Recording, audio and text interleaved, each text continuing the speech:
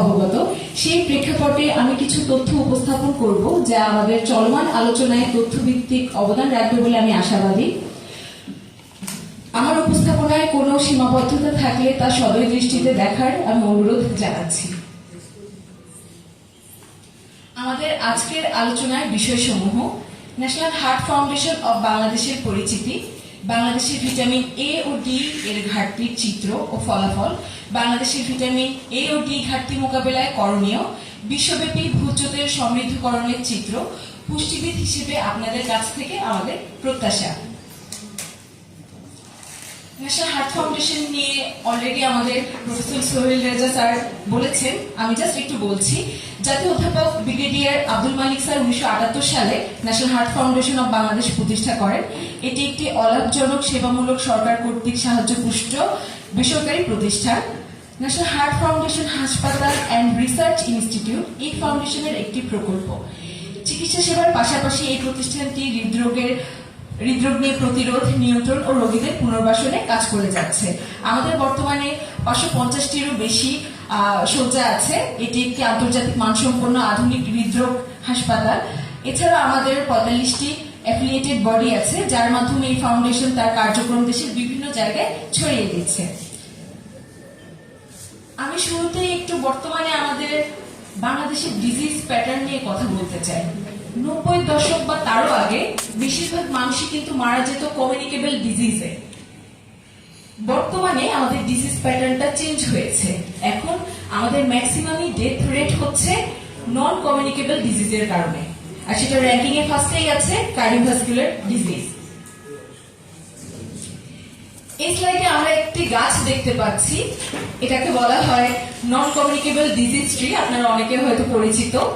WHO মতে আমাদের কিছু আচরণগত ঝুঁকি বা রিস্ক ফ্যাক্টর, যেমন তামাক ব্যবহার, অস্বাস্থ্যকর খাদ্যাভ্যাস, কায়িক শ্রমের অভাব, মদ্যপান, বায়ু দূষণ ইত্যাদি কারণে আমাদের কিছু মেটাবলিক ঝুঁকির সৃষ্টি হয়, যেমন ওজন বেড়ে যাওয়া, high blood pressure, high blood sugar. এইসব কারণে হচ্ছে আমাদের দীর্ঘমেয়াদে অসংক্রামক রোগের সৃষ্টি হচ্ছে, যেমন দীর্ঘমেয়াদী শ্বাসতন্ত্রের রোগ, ক্যান্সার, ডায়াবেটিস এবং একদম সবার উপরে আছে হৃদরোগ ও রক্ত সংবহন তন্ত্রের রোগ।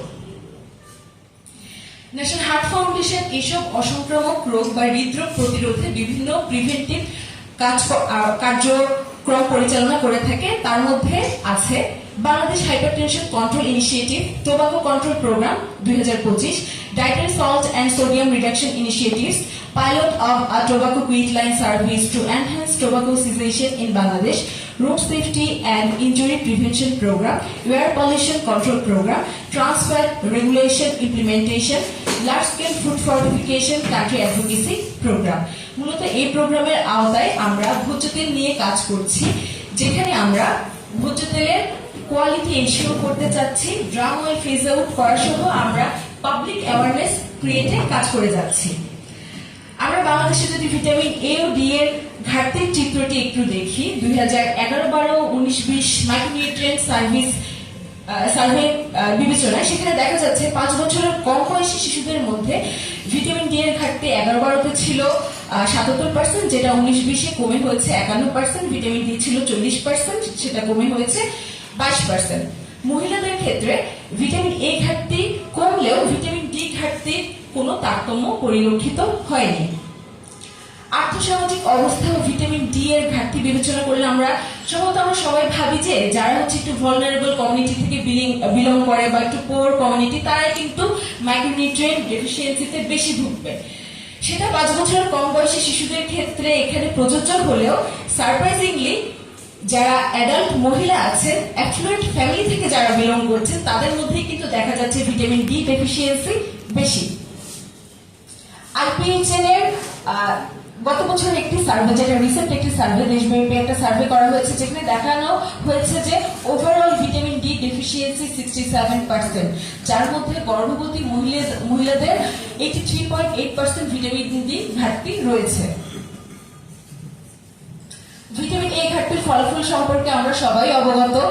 আর রাতকানা রোগ, অপরিণত শিশুর জন্ম, বন্ধ্যাত্ব, রোগ প্রতিরোধ ক্ষমতা হ্রাস, এটা আমরা সবাই জানি, তাই এইগুলো বলে আমি আর লেন্দি করছি না।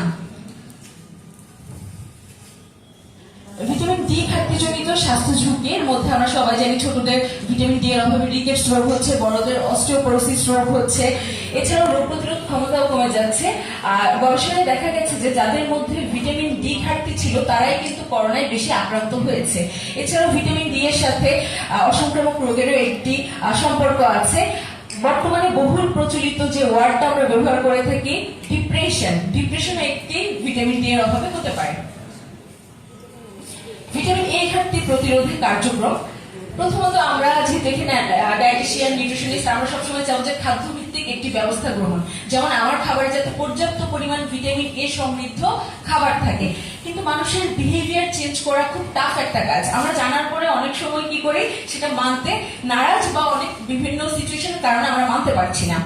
আরেকটি আছে সাপ্লিমেন্টেশন।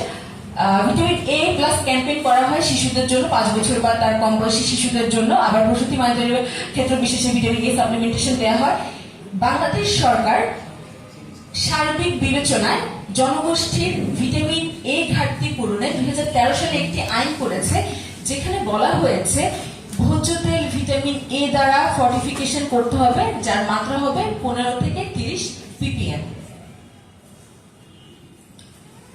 ভিটামিন ডি ঘাটতি প্রতিরোধে কার্যক্রম, আমরা জানি ভিটামিন ডি সানশাইন ভিটামিন বলা হয় ভিটামিন ডি কে। 80% ভিটামিন ডি আমরা রোদ থেকে পেয়ে থাকি, বাকি 20% আমরা খাবার থেকে পেয়ে থাকি। খাবারের মধ্যে আমরা ভিটামিন ডি সমৃদ্ধ খাবার, বীজ জাতীয় খাবার, দুধ, এগুলো থেকে ভিটামিন ডি পেয়ে যাচ্ছি।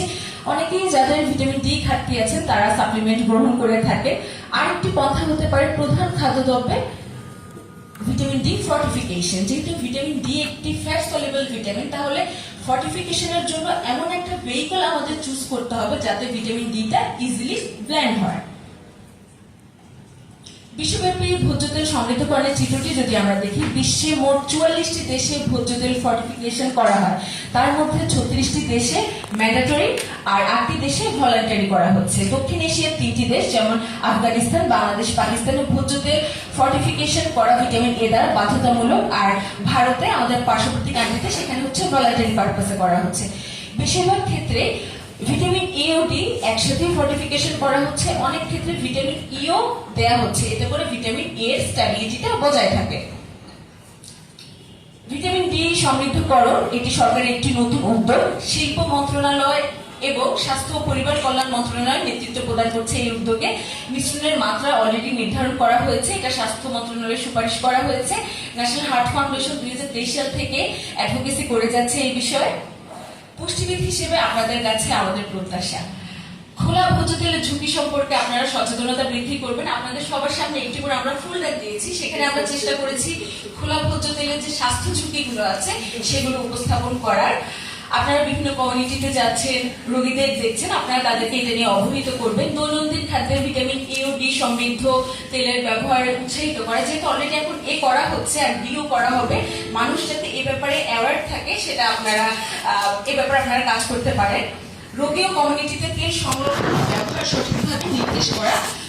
ভিটামিন এ একটি লাইট সেন্সিটিভ ভিটামিন, তাই আমরা যখন আমাদের বর্তমান বাজারে তেলগুলো ট্রান্সপারেন্ট বোতলে আমরা দেখি, সেক্ষেত্রে যখন শুধু সূর্যের আলো না, এটা আর্টিফিশিয়াল লাইটে ভিটামিন এ ভেঙে যায়। তাই আমরা চেষ্টা করব ভিটামিন এ সমৃদ্ধ তেলটা, এ বা ডি সমৃদ্ধ তেলটা একটু অন্ধকার জায়গায় রাখতে, আর সম্ভব হলে আমরা অস্বচ্ছ প্যাকেজিং এর পন্থা খুঁজব।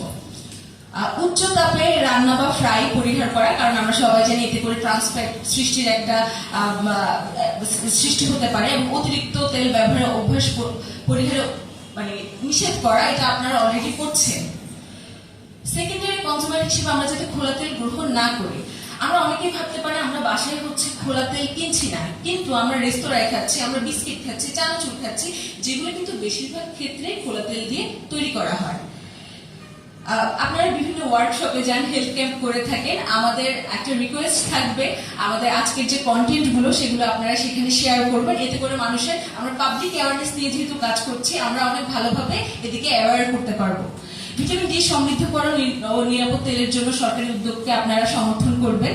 আপনাদের অভিজ্ঞতায় রোগী বা তার অ্যাটেন্ডেন্টের মনোভাব থেকে যে সকল বিষয়ে গুরুত্ব প্রদান করার প্রয়োজন বলে আপনারা মনে করছেন, সেগুলো আজকে আমাদেরকে জানাবেন। আর আমি আমার প্রেজেন্টেশন শেষ করার আগে সবাইকে একটা রিকোয়েস্ট করবো, আমাদের একটা ফেসবুক পেজ আছে সবার জন্য ভিটামিন সমৃদ্ধ নিরাপদ ভোজ্য তেল। এই পেজে আমরা সবসময় ভোজ্য তেল নিয়ে আপডেট দিয়ে থাকি, আপনারা কাইন্ডলি পেজটা ভিজিট করতে পারেন আপডেটের জন্য। ন্যাশনাল হার্ট ফাউন্ডেশনের সাথে থাকার জন্য ধন্যবাদ। Thank you for your